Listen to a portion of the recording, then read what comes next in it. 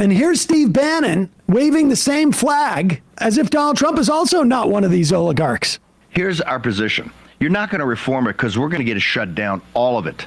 It should be the top. If Elon Musk's number one thing was Doge for America First, American citizens, this would be at the top of something to take off, to take it down. Why is it not? Because I believe his agenda is how to become the first trillionaire. I'm just saying.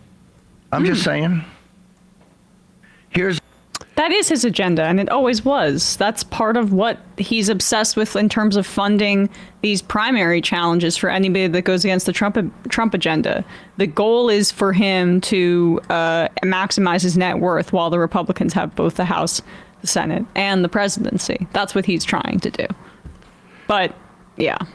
I mean, Trump's going to welcome that kind of money. So I wonder how they strike that balance, or if MAGA even cares at the end of the day. Well, my guess is that at the end of the day, the so-called MAGA and anything that they wanted or anything that they voted for has all been an illusion anyways. They're not going to care about this one way or another. They will get over it depending on what Donald Trump says. That's it. I contend right now that if you voted for Donald Trump, unless you're a wealthy person or a ultra nationalist, that's a very polite way of putting it, or maybe a religious fundamentalist, let's be honest, Christian fundamentalist, whatever reason you thought you were voting for Donald Trump, you're going to get screwed. And this immigration thing is a perfect example. There is, if you believe there should be no immigration or less immigration in this country, there's absolutely no reason to assume that you need to import skilled immigrants any more than unskilled immigrants. They both help this economy. They both bring in, values and ideas that are dynamic and different. But if you believe that immigrants are the problem in this country, that you're losing your sense of America, there's no reason to have either one of them. So let's tune in to Donald Trump. And like I say, Forbes in February of 2020 wrote a piece on how the Trump administration, the first one, really attacked and undermined the H-1B visa program. This was one of their biggest agendas. And based upon what, Bannon says, and I would imagine Stephen Miller say, it's going to be their agenda again. Why wouldn't be? That would be completely consistent. That's what we've been told people voted for Donald Trump. Can we get a drum roll, please? Can we find a drum roll? Can we find a drum roll? How do we not have a drum roll on our soundboard? Because it's a moment of suspense. I would make sure to have a drum roll on my soundboard. I got it. Ladies and gentlemen, now we will hear how Prince Trump has decided. Elon and Vivek, or the rubes who voted for no more immigrants in this country. Why'd you change your mind on H-1B? I didn't change my mind. I've always felt we have to have the most competent people in our country. We need competent people. We need smart people coming into our country. We need a lot of people coming in. We're going to have jobs like we've never had before. But sir, you said you changed your position. You plan to go to the funeral next? Sad trombone now, Matt. We have one of those. Oh my gosh. Well, where's your board? Wow. Are they going to do everything around here? People are pretty rusty after the whole week. Yeah, well, But there it is. Donald Trump does a full 180. But that's all that matters. King Trump says what he wants, and then the base will it's been a fun little debate. But there you go. That's it. Billionaires won. Yeah. And as long as they get some images of some crying families being torn apart, and maybe AOC or I don't know, another member of Congress has an emotional moment and they get to laugh at her about like what the pain they've inflicted, they'll forget about H-1B in a second. Of course. Can't we get some black people kneeling or something like that, and we could talk about something different? But again, like this is not this is not actually a contradiction. It's always been a lie that, and there is a discrepancy between, are we doing this to keep the America white, or are we doing this for the labor imperatives of it?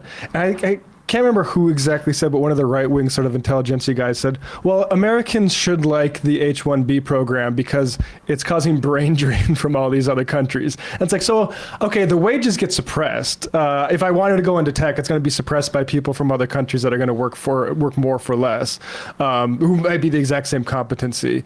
But at least India has less, like, but that's the way that not all of these things are utilized for their real agenda, whether it's both racism or it could be like, patriotism. It's patriotic for these companies to cause a brain drain from potentially rival companies. But who's going to benefit from this at the end of the day? Just the rich people. That would be me. Yeah. And so, I want to be clear. Do I think we should have an H-1B program? Yes.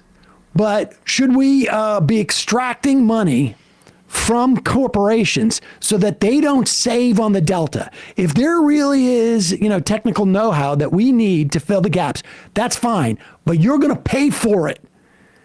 And that money go back in to support, like Bernie's bill, support developing the technical know-how amongst Americans. And while we're at it, let's apply this to people across the spectrum of skill, because there's no reason not to. If you're telling me that you're importing these people because of their work ethic, because of their cultural values, let's bring in the other people from these other immigrants so that we get our stuff picked. And let's develop a way in which we protect them from the exploitation of the capitalist class that brings them in here.